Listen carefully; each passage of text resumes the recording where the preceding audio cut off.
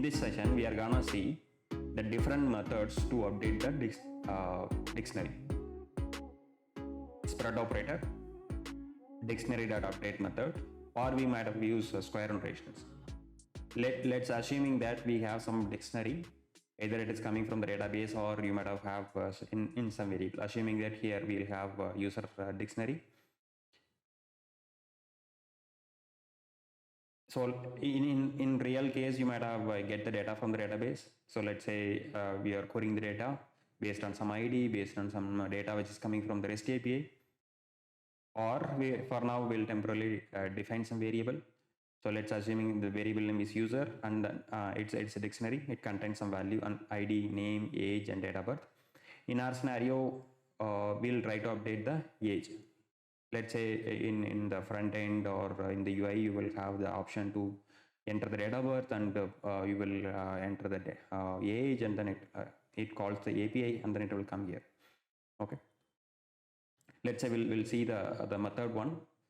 Normally what we will do, we'll take the user variable, and then we'll just use the square notation to update any specific key value pair.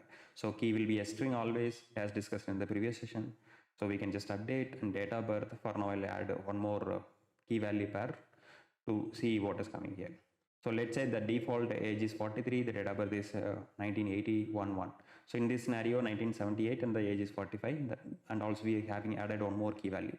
So after updating this dictionary, you will get the latest user data as underscore ID remains same, name remains same, age will be changed into 45, date of birth will be changed into 1978-0101, and it also add one more key, that is update method is method one using square brackets.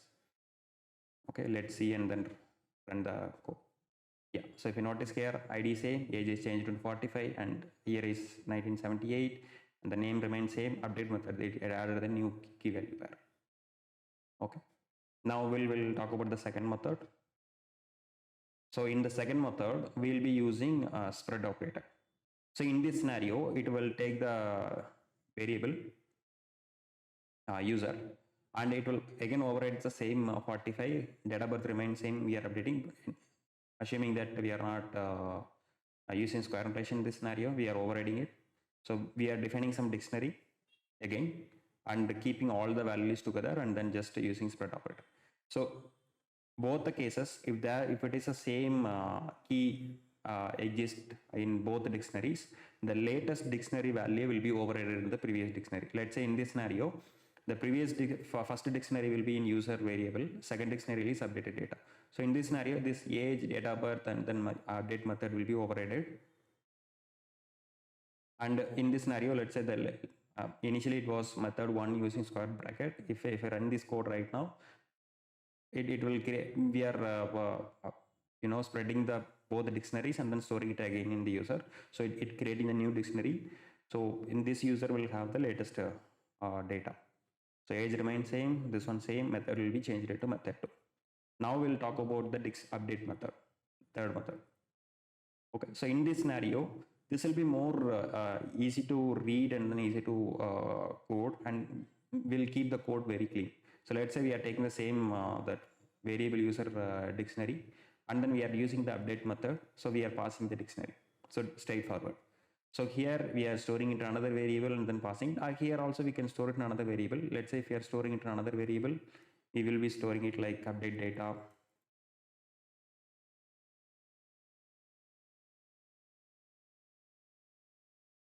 And then passing here. Okay, which is remain same. But for now, I'll just keep it as it was before. Okay. So now, if you run, then the method 3 will be overridden. And there are another way, another option in the update method itself. So we can pass it as a keyword argument. Let's say age is 43, date of birth is 1978-0101. Update method will be 4 using update keyword arguments. If you run it again, the option will be method 4 using update method. So this key has been overridden. Let's command all these 4 methods and then try to see what is coming. So in this scenario, we are using square notation, and then we are overriding the key. For the second method, we are using the spread operator and then passing it. In this scenario also, it's it creating a new dictionary. It takes the existing dictionary and it takes the new dictionary, and any updated data, if the key value pairs are same, then this second dictionary will be overridden in the first dictionary.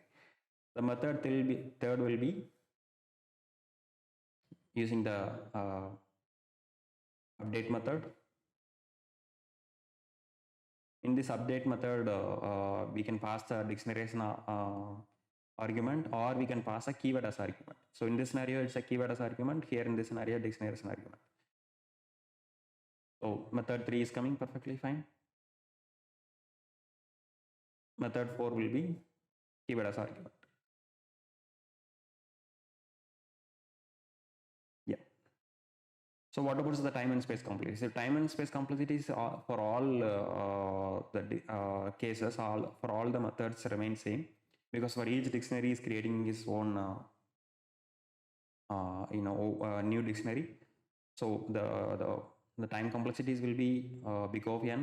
So n is the key value pairs, number of key value pair in the dictionary. Let's say if you have 4, and then another update method, so 5 key value pairs here in this scenario. So n will be the number of key value pairs. So it remains same for all the cases, but I preferably use personally user.update method. So that will be keep things very clean. Then using the same variable and then spreading it again. This will be more clear and concise.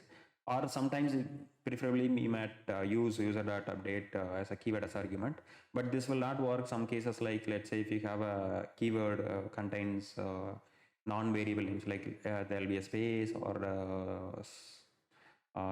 key contains some symbols and all. No, it will not work here.